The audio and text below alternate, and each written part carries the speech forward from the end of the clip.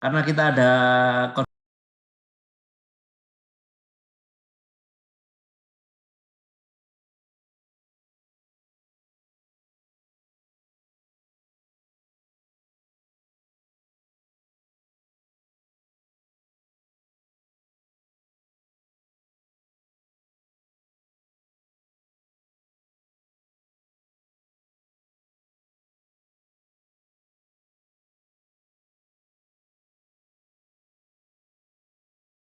Pagi Smart Listener, selamat pagi warga Palembang dan juga umumnya Sumatera Selatan dimanapun Anda berada. Berjumpa lagi tentunya bersama saya Fernando Oktareza di program Smart FM Radio Talk di edisi hari ini Selasa 28 Desember ya 2021. Dan Smart Listener tentunya selama 1 jam ke depan hingga pukul 10 waktu Indonesia Barat nanti kami akan menyajikan perbincangan yang seru, menarik, edukatif dan yang pasti sangat Smart sayang FM sekali Radio untuk Smart Listener lewatkan pada pagi hari ini.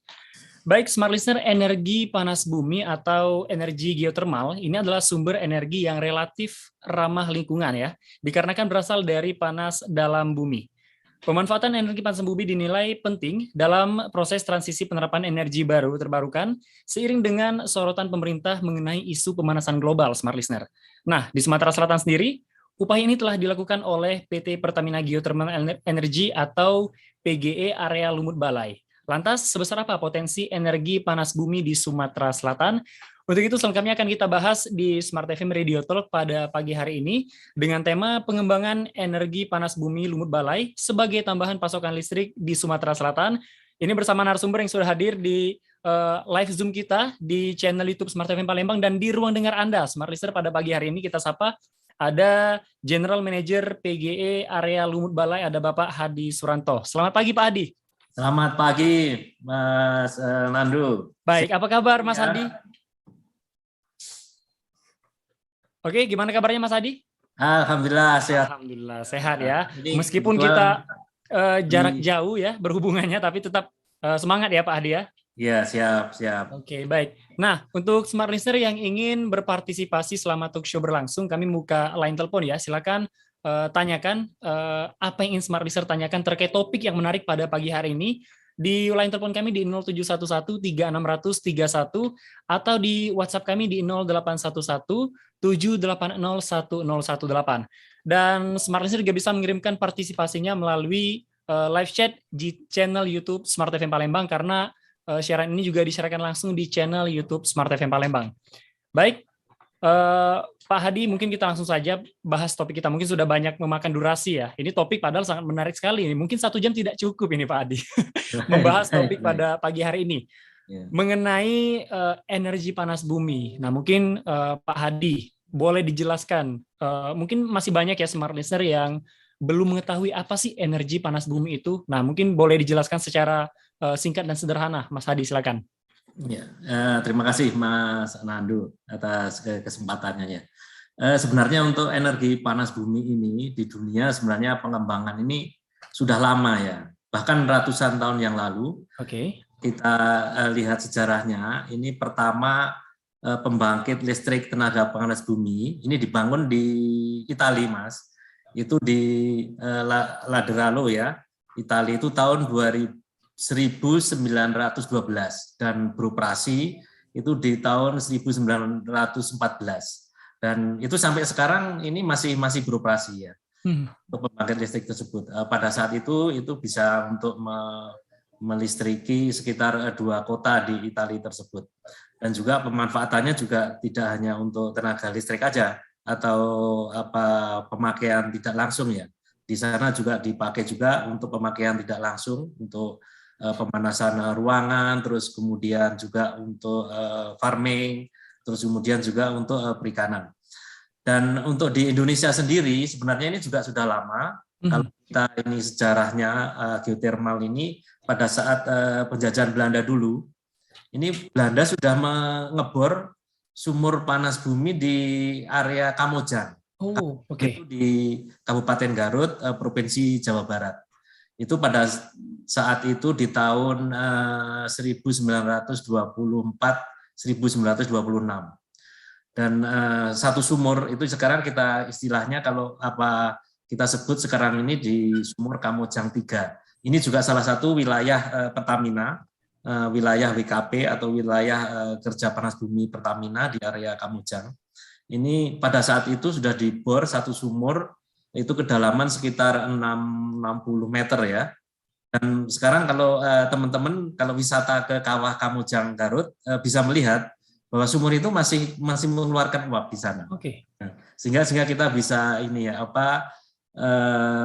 tahu bahwa geothermal ini memang sustainable ya, sehingga sumber panasnya, karena sumber panasnya ini kan dari magma ya, dari magma, terus kemudian di atas magma itu ada bedrock sebagai tempat untuk perpindahan panasnya.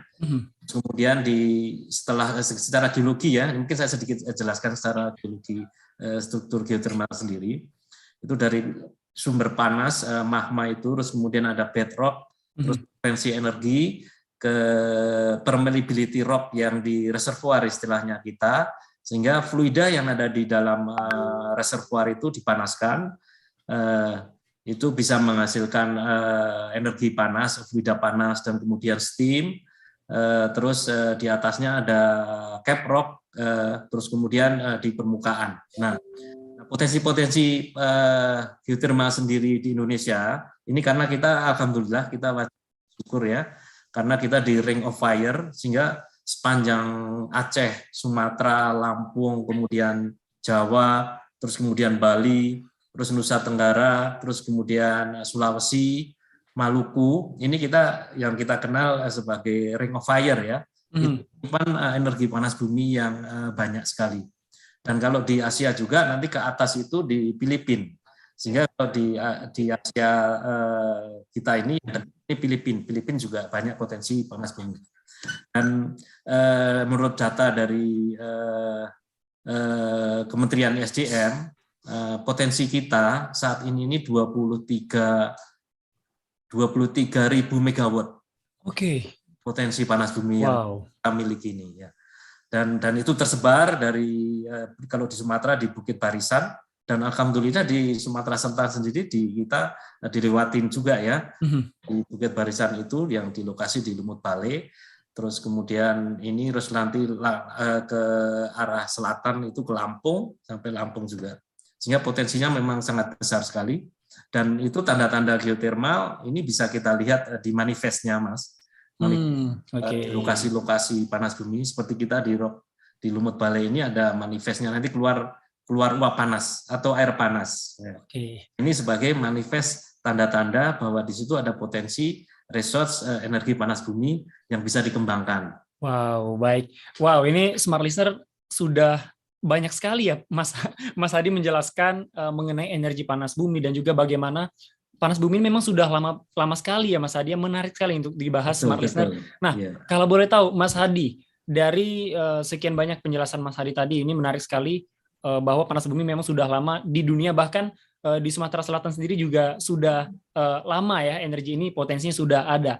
Nah, kalau boleh tahu Mas Hadi, kelebihan dari panas bumi ini apa sih, dan juga khususnya untuk menghasilkan sumber energi listrik, mungkin boleh dijelaskan Mas Hadi? Iya, karena sumber energinya sendiri itu dari panas magma itu ya, ini sustain ya, sehingga istilahnya kalau kita sebutkan EBT, energi baru terbarukan. Selama sumber reservoir panas bumi ini airnya kita maintain, sehingga ini bisa berkelanjutan, sehingga energi bersih ya. Karena yang kita keluarkan ini adalah uap, kemudian kita kalau dari prosesnya sendiri, uap panas ataupun panas ya, itu temperatur sekitar kalau di reservoirnya sendiri di 240 derajat. Terus kemudian kita melakukan pengeboran sumur-sumur di daerah permeability geologi struktur itu. Ini uap atau panas yang di kepala sumur ini sekitar, kalau di Lumut Bale ini ya, ini sekitar 170 sampai 180 derajat. Dan tekanan di kepala sumur sendiri sekitar 5 bar ya. Nah, ini ya, energi ini yang kita manfaatkan untuk membangkitkan listrik dari uap panas, kemudian dari air panas yang kalau di Lumut Bale ini 2 fase, Mas. 2 fase, sehingga 80% itu air panas. Nah, Ini dari sumur-sumur produksi kita masukkan ke dalam separator, kemudian kita pisah. Uapnya ini kita salurkan ke dalam turbin untuk menggerakkan turbin. Nah, turbin sendiri nanti kita couple dengan generator yang untuk menghasilkan listrik. Oke, baik. Nah, dari separator sendiri tadi yang uap panas yang 80% itu kita pisahkan, terus kemudian brand istilahnya, kalau di geothermal itu istilahnya brand ya. Kita injeksikan lagi ke dalam reservoir sumur-sumur injeksi. Sehingga ini yang kita sebut sebagai sustainability ya. Sehingga air yang kita injection lagi sehingga nanti untuk maintain lagi reservoir untuk memberikan panas fluida, terus dipanaskan lagi di dalam bumi dan nanti siklusnya itu tertutup sehingga siklusnya tertutup, kita pakai lagi steam panasnya untuk menggerakkan turbin memutar generator listrik. Nah, energi listrik ini yang kita salurkan ke transmisi PLN ya. Kalau dari Lumut Balai ini kita pembangkitan kita distribusikan ke jaringan 150 kV PLN. Dari 150 kV kemudian kita naikkan lagi ke 275 kV. Ini interkoneksi, Mas. Jaringan listrik yang 150 dan 275 kV ini interkoneksi dari Sumatera Selatan, kemudian kalau ke selatan sampai ke Lampung, terus kemudian Sumatera bagian tengah, Sumatera bagian utara, sampai Aceh ini interkoneksi. Sehingga energi listrik yang kita produksi dari Lumut Balai ini interkoneksi ke jaringan sistem listrik di Sumatera, seluruh Sumatera, Mas. Oke, baik. Nah, Mas Hadi menjelaskan untuk tingkat suhu ya di letak panas bumi di Lumut Balai ini sekitar ada 1.700 tingginya tadi panas banget. Nah, ini ada nggak sih Pak faktor-faktor yang membuat atau di tiap daerah itu berbeda-beda, Mas Hadi, tingkat suhunya? Mungkin dari indikator kontur tanah, mungkin seperti itu, Mas Hadi. Untuk di Sumatera Selatan sendiri, karakteristik panas buminya bagaimana, Mas Hadi, kalau boleh tahu? Ya, betul sekali ya. Memang uniknya energi panas bumi ini tiap daerah berbeda-beda ya. Iya. Nah, kalau kita lihat ada yang single phase, yaitu steam aja, steam dominated istilahnya ya. Kalau di ini steam dominated sehingga keluar dari sumur itu adalah fluida uap panas. Nah, ini seperti untuk yang kita di Indonesia ini, kalau kita area WKP kita ya, di Pertamina, ini di Kamojang. Di Kamojang itu uap panas yang keluar. Terus ada juga yang sistem yang dua fase. Dua fase ini seperti di Ulu Belu, kalau kita wilayah kita Pertamina juga kita ada operasi WKP kita di Ulu Belu di Lampung, Mas. Nah, itu juga dua fase. Ini tipikal dengan yang di Lumut Balai. Nah, di Lumut Balai ini kita fluidanya dua fase. Nah, temperaturnya itu sekitar tadi saya sampaikan ya, kalau di kepala sumur itu 170 sampai 180 derajat Celcius. Ya. Oke. Kandungan daripada fluida sendiri ini juga tiap sumur wilayah berbeda-beda ya. Dengan struktur geologinya sama histori juga dulu mungkin lempeng-lempeng terbentuknya lempeng geologi di area geothermal ini berbeda-beda. Sehingga ada yang kandungan fluidanya, ini ada yang kandungan asidnya, ada yang lebih, kemudian silikanya ada yang lebih, terus kemudian NCG atau gas yang tidak bisa dikondensasikan, istilahnya itu NCG gasnya, ini kandungannya juga berbeda-beda. Dan alhamdulillah untuk di wilayah kita di Lumut Balai ini fluidanya bagus, Mas. Oke. Ini NCG-nya rendah, terus kandungan mineralnya yang lain, asidnya itu sangat rendah ya. Ini kita kalau NCG-nya ini di bawah 1% ya. Dan ada area-area yang lain, walaupun satu wilayah di Sumatera ini ya, satu Bukit Barisan ini, misalnya di WKP kita sebenarnya, ini di Sarula Sumatera Utara sana, ini ada fluidanya yang asid, sehingga untuk operation, maintenance, untuk fasilitas, surface facility-nya juga harus spesifik ya. harus perlu injeksi kimia untuk memaintain uap yang nanti akan masuk ke turbin ini tidak merusak peralatan. Dan alhamdulillah kali ini kita reservoirnya luas dan fluidanya ini kandungan, walaupun kandungan TDS-nya tinggi, tapi dari sisi asid terus kemudian dari NCG sangat rendah, Mas. Oke, baik. Wow, ini berarti menarik sekali ya karakteristik panas bumi di Lumut Balai ini, seperti yang kita dengarkan tadi, smart listener, yang dijelaskan oleh Mas Hadi, tergolong baik juga ya Mas Hadi, dan juga mungkin mudah untuk diolah menjadi sumber energi ya. Baik, Mas Hadi, kita jeda dulu sebentar menuju segmen selanjutnya di segmen kedua. Dan untuk smart listener, kami masih mengajak Anda untuk berpartisipasi di talk show kali ini. Silakan hubungi kami di via telepon di 0711 3631 atau di WhatsApp di 0811 7801018, atau smart listener juga bisa berpartisipasi langsung di live chat ya di channel YouTube Smart FM Palembang, karena siaran kita pada pagi hari ini juga disiarkan langsung di channel YouTube Smart FM Palembang. Kami segera kembali. Oke.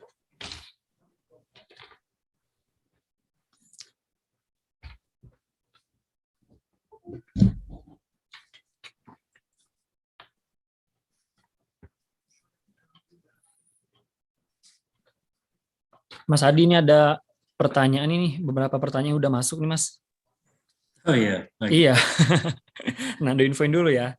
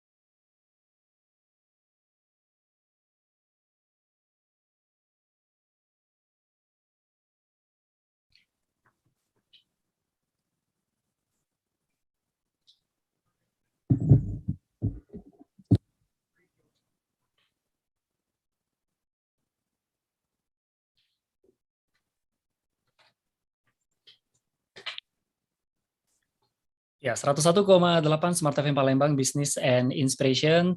Smart Listener, terima kasih Anda masih bersama kami dalam Smart FM Radio Talk ya, di edisi hari ini Selasa 28 Desember 2021. Dan kita masih bersama GM PGE Area Lumut Balai, ada Mas Hadi Suranto. Ini menarik sekali Smart Listener, perbincangan kita pada pagi hari ini dengan topik pengembangan energi panas bumi Lumut Balai sebagai tambahan pasokan listrik Sumatera Selatan.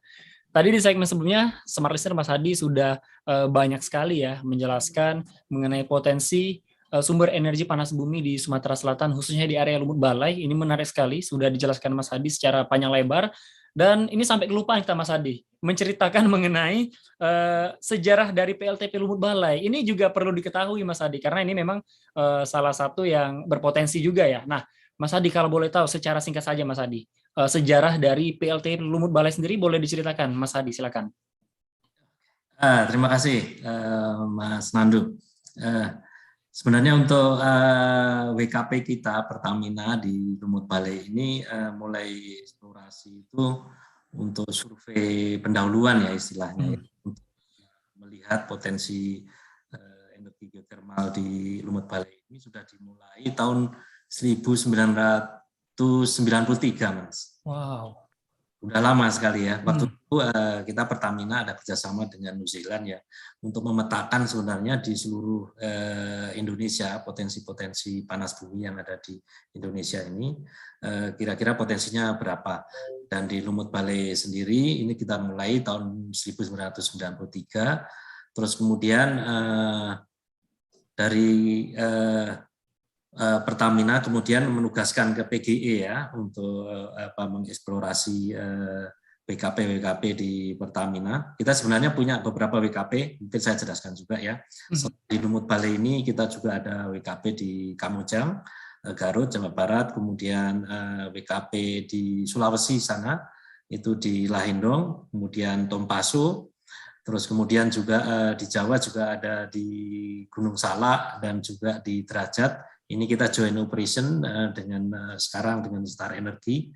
Kemudian kalau di wilayah Sumatera ini dari Selawah kita sekarang sedang pengembangan, terus kemudian Sarula di Sumatera dan juga di Lampung. Dan untuk pengembangan juga kita di Hulu Lais sekarang dengan proses untuk pengembangan. Dan untuk di Lumut Balai kita eksplorasi pengembangan ini dimulai tahun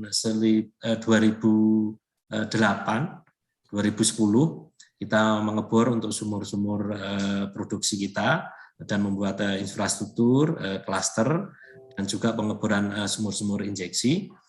Dan setelah terkonfirmasi kapasitas yang bisa dikembangkan, kita kemudian melakukan EPC, yaitu untuk engineering, kemudian construction, power plant-nya sendiri, fasilitas-fasilitas untuk produksi uapnya itu di tahun 2015.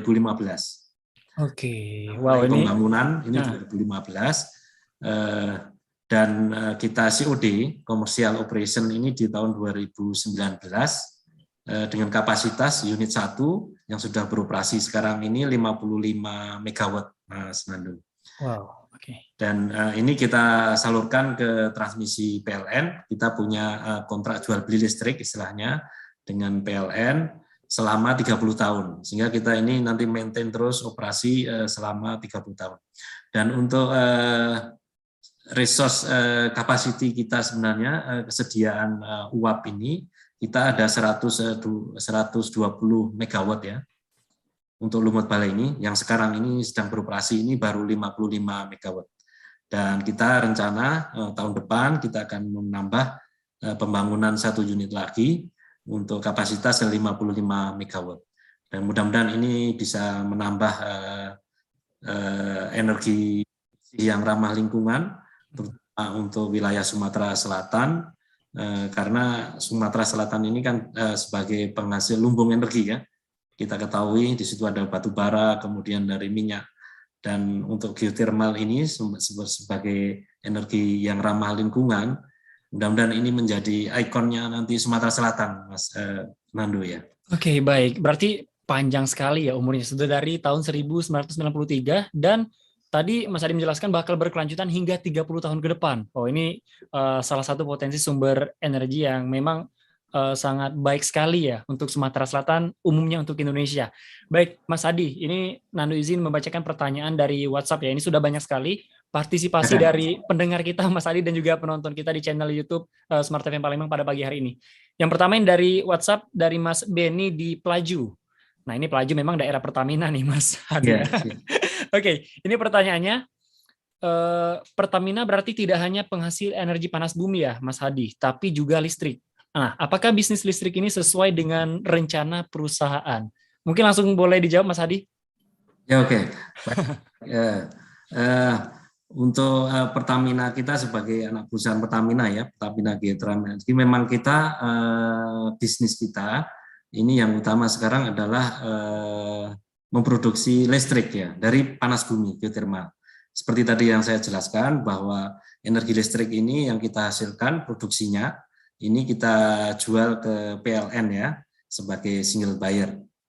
Nah, dan sebagai kita ketahui bahwa untuk ke depan ini kan pemerintah sudah sangat concern sekali.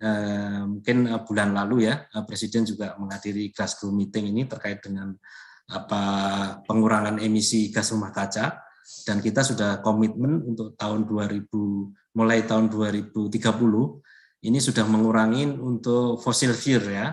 Untuk listrik, pembangkit listrik yang fossil fuel ini dikurangin, dan target dari pemerintah itu kita net zero emission itu di tahun 2060.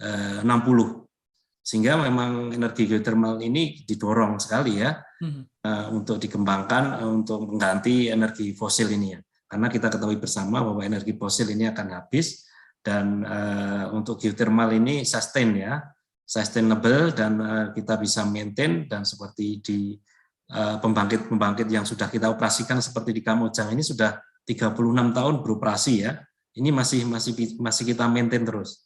Dan harapan kita geothermal ini nanti bisa menggantikan juga fossil fuel yang sudah mulai decline, dan geothermal kita kembangkan terus. Ini juga sesuai dengan program pemerintah ya. Meningkatkan bauran energi. Karena dari Kementerian SDM sendiri sudah menargetkan juga untuk tahun 2025 ini bauran energi EBT ini kita di 23% ya. Terus kemudian di tahun 2030 ini semakin meningkat, dan tahun 2050 ini diharapkan energi baru terbarukan ini sebagai penopang kelistrikan di Indonesia juga. Oke, baik. Nah, Mas Adi, ini langsung saja kita bacakan lagi pertanyaan dari YouTube Smart FM Palembang dari Hendro Jati. Ini dari YBF Hendro Jati. Pertanyaannya, prospek PGE ke depan apakah bisa untuk mengcover berapa wilayah untuk pasokan energi di Sumsel? Nah, apakah ada target agar bisa mensuplai pasokan energi di Sumatera dari PGE Lumut Balai sendiri? Mas Adi, silakan. Ya, untuk di Lumut Balai kita potensi yang bisa kita kembangkan ini dalam waktu dekat ini ada tambahan kapasitas 55 megawatt. Dan ke depan juga kita harapkan kita bisa menambah kapasitas lagi, karena di planning kita untuk Lumut Balai ini sebenarnya 4 unit ya, 4 kali 55, sehingga sekitar 220. Mungkin untuk 5 tahun ke depan bisa kita kembangkan.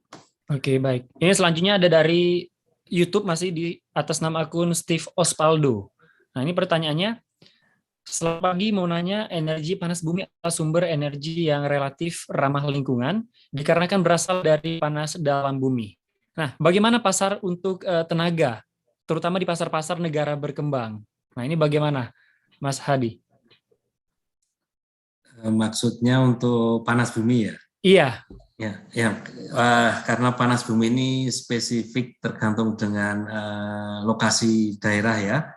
Daerah dan negara tersebut ya, sehingga seperti tadi saya sampaikan bahwa kalau di kita ini ring of fire, sehingga kita potensinya memang besar, dan tidak seperti di negara-negara lain ya, karena spesifik panas bumi ini tergantung juga dengan keberadaan dari gunung berapi, kemudian potensi-potensi alam sekitar. Dan tapi yang jadi permasalahan untuk pasar ini kan energi yang kita bangun, terus kemudian kita produksi ini harus disalurkan lewat jaringan transmisi ya. Sehingga kalau kita harus memasarkan misalnya ke Singapura atau ke negara lain, ini tidak bisa ini seperti barang yang ini. Karena yang kita hasilkan, produksikan adalah listrik, dan harus kita salurkan ke dalam transmisi PLN. Oke, baik. Ini terakhir, Mas Adi, sebelum kita tutup segmen kedua ini, Mas Adi, pertanyaan dari WhatsApp ya, dari Boy di kilometer 12, ini di daerah di Palembang, Mas Adi.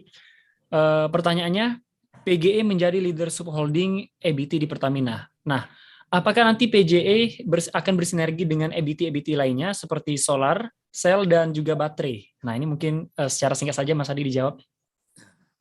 Terima kasih. Ini apa sebenarnya PGI ini kita subholding kita di Power and Renewable Energy ya. Ini di PPI Pertamina Power Indonesia. Kita sebagai subholding daripada PNRE, dan ke depan juga PNRE sendiri untuk pengembangan energi baru terbarukan ini untuk plannya selain geothermal, kita juga akan mengembangkan juga untuk pembangkit solar cell, kemudian juga ini sudah diinisiasi ya dari subholding kita di PNRE, dan ini menjadi tulang punggung juga dari Pertamina untuk ke depannya sebagai transformasi energi dari energi fosil nanti yang selama ini kita eksploitasi dan renewable energy ke depannya. Oke. Sebagai subholding PNRE, kita mensupport program dari subholding kita ya. Oke, baik. Berarti ada rencana dari Pertamina ya, Mas Hadi ya. Oh, ini Betul, tidak betul. sabar lagi tentunya kita sebagai masyarakat Indonesia, khususnya masyarakat Sumatera Selatan, patut bangga dengan inisiasi dan juga inovasi yang akan digencarkan oleh Pertamina. Baik, Mas Hadi, kita jeda sebentar menuju segmen selanjutnya, tepatnya di segmen terakhir. Ini tentunya banyak sekali, Mas Hadi, pertanyaan dari YouTube dan juga WhatsApp yang mungkin mohon maaf sekali mungkin tidak bisa dibacakan karena keterbatasan waktu. Dan Smart Listener, kami akan segera kembali sesaat lagi. Oke.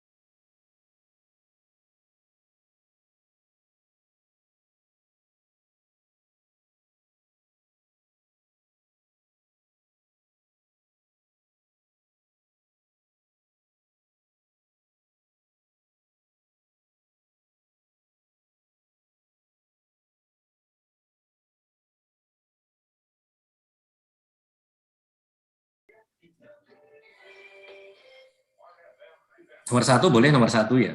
Apa ini? Kita masuk ya, Mas Hadi. Iya.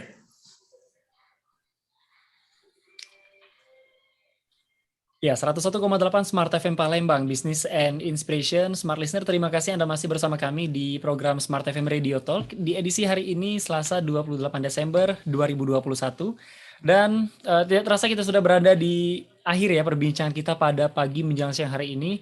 Tentunya tadi di segmen pertama hingga kedua tadi Mas Hadi dan juga tim-tim dari pertanian sudah sangat detail sekali menjelaskan mengenai energi panas bumi di Sumatera Selatan, khususnya di area Lubuk Balai yang memang ini menjadi salah satu potensi energi baru yang terbarukan ya, yang sangat baik sekali dimiliki oleh Sumatera Selatan. Dan Mas Adi, kita masih ada beberapa pertanyaan ini yang masih menyangkut ya di YouTube kita di channel Smart FM Palembang. Mungkin izin Anda bacakan Mas Hadi. Ini dari akun Tony Roni. Pertanyaannya, Pak Suranto mau nanya, secara ekonomi geothermal itu biayanya mahal nggak? Menguntungkan nggak bagi Pertamina? Wah, ini udah ke bisnis ini. Silakan Mas Hadi. Terima kasih. Memang untuk pengembangan geothermal ini kita investasi ya, terutama untuk biaya investasi memang mahal ya. Biaya investasinya mahal, kita untuk biaya pengeboran, untuk eksplorasi awal ya. Tapi setelah nanti kita dapat resource, terus kemudian kita bisa membangun fasilitas produksi listrik. Nah ini secara operasionalnya ini lebih murah karena kita tidak membeli untuk bahan bakar kayak konvensional tenaga listrik seperti batu bara atau minyak. Ini kan via harga untuk operasionalnya itu yang tinggi itu dari sisi fuelnya ya. Nah, apalagi seperti sekarang ini batu bara baru naik-naiknya ini. Ini PLN juga jadi mahal untuk produksi listrik. Nah, kalau di geothermal memang kita dari sisi investasi yang mahal, tapi nanti operasional ke depannya ini lebih murah ya. Dan kita juga memberikan ini dividen ke PLN sebagai ke Pertamina ya. Untuk pembangkit kita yang sekarang kita operasikan ya selama ini. Oke, baik. Mas Hadi, mungkin kita sudah tutup ya untuk sesi pertanyaan ini di segmen terakhir karena masih banyak sekali materi yang belum kita bahas di perbincangan kali ini. Nah, Mas Hadi tadi masih membahas seputar sumber energi panas bumi. Tadi Mas Hadi sudah menjelaskan banyak sekali potensi dan juga bagaimana cara mengeksplorasi ya energi panas bumi ini sehingga menjadi produk yang menguntungkan. Nah, ini kan sudah sejak lama Mas Hadi berdiri, tepatnya dari tahun 1993. Mungkin boleh dijelaskan Mas Hadi, kasih bocoran sedikit. Apa sih dampak yang sudah diberikan PLTP Lumut Balai terhadap masyarakat, pemerintah, dan juga stakeholder terkait yang ada di lokasi PLTP area Lumut Balai? Mas Hadi, silakan. Terima kasih, Mas Nando. Kita dari pengembangan ini tahun 2010 ya mulai ya, dari kita membuka infrastruktur, kemudian juga terus kemudian kita beroperasi komersial ini di tahun 2019. Tentunya keberadaan kita ini komitmen kita ya untuk memberikan dampak yang positif terutama bagi warga sekitar. Terus kemudian juga kepada daerah ya, karena untuk pengembangan panas bumi sendiri ini sudah ada regulasinya Pak Mas Nando ya, ini sudah diatur untuk di Undang-Undang Panas Bumi, kemudian peraturan pemerintah kita ada skema bagi hasil ya, hasil sehingga PNBP kita ini kita bagi secara undang-undang, secara peraturan sudah ada kementerian dari peraturan Kementerian SDM itu, sehingga produksi listrik yang nilai bersihnya ini kita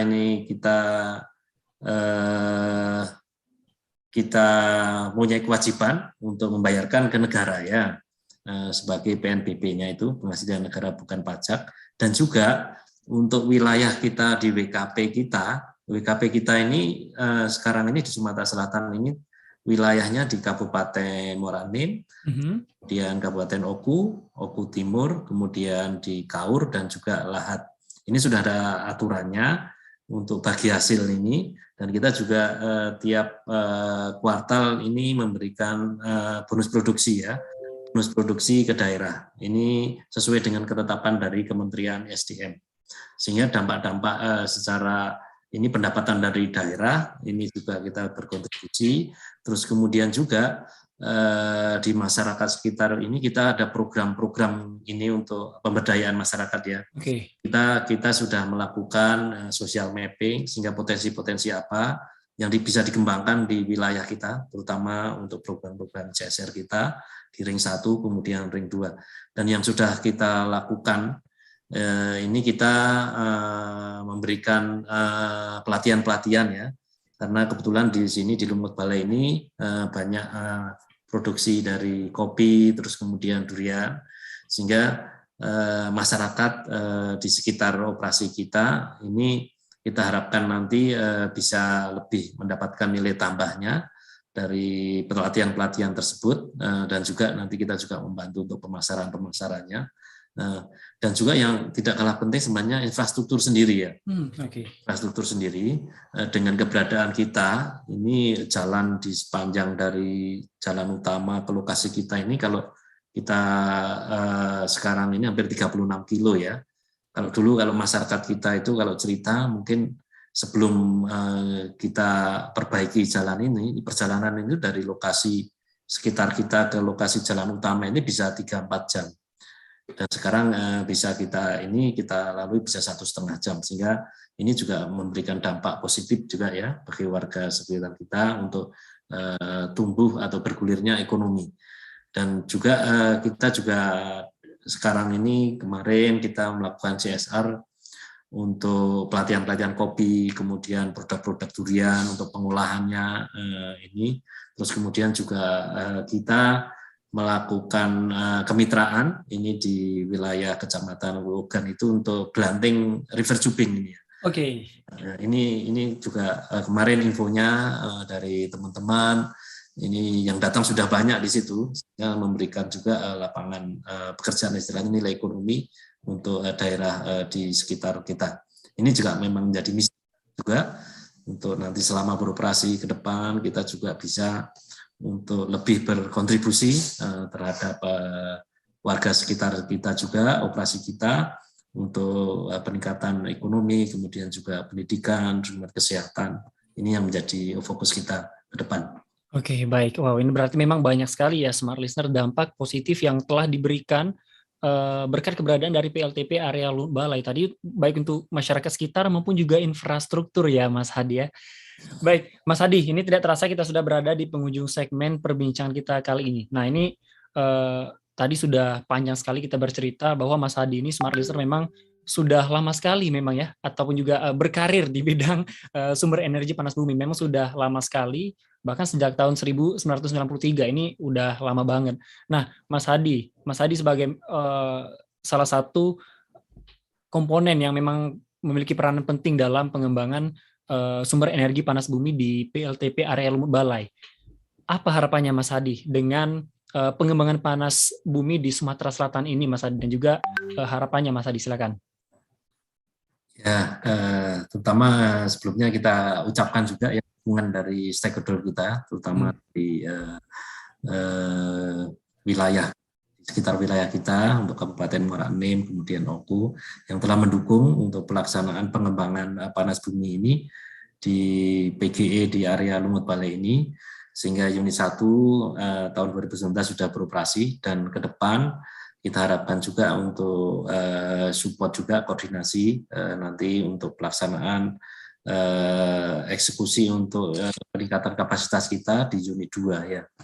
Sehingga kita berharap Lumut Balai nanti bisa sebagai sumber energi yang di Sumsel ini, geotermal, ini kita harapkan ke depan ini kita bisa bangun terus, kapasitasnya kita tingkatkan terus, dan juga kita masyarakat di sekitar dan juga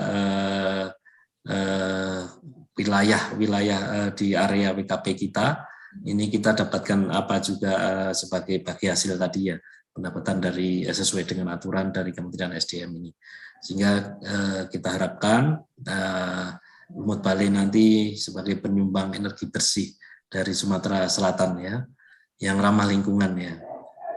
Oke, baik, amin. Baik, Mas Hadi, terima kasih banyak Mas Hadi sudah berbagi cerita ya dan juga edukasi kepada smart listener khususnya di Sumatera Selatan mengenai sumber energi panas bumi di Sumatera Selatan khususnya di PLTP Area Lumut Balai.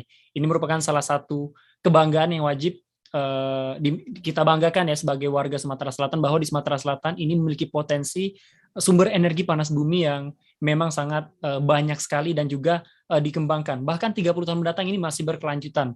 Baik, Mas Adi, terima kasih banyak. Dan Smart Listener, demikian perbincangan kami di Smart FM Radio Talk di edisi hari ini, Selasa 28 Desember 2021. Saya Fernando Oktareza, mohon pamit undur diri dari ruang dengar Anda. Terima kasih dan sukses untuk Anda. Terima kasih.